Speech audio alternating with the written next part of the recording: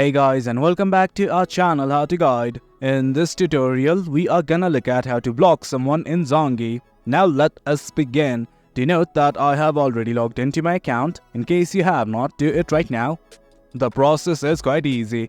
Now let's simply look at how to block someone. Initially, what you guys have to do is simply go to their profile. Well, right here, I'm simply gonna go to my friend's profile right now. This is the chat interface. Now I'm simply gonna click on their profile picture. And guys, this is it. From here, as you can see, there are multiple options. But right now what you guys need to do is simply scroll down, and right here, just above delete contact, you can see something called as block this contact. Click on this button right here and simply give your confirmation. And guys, that is it. That's how you block someone on Zangi. The process is quite easy. If you guys found this video informative and for more content like this, do remember to hit like, share and subscribe. Your support fuels us.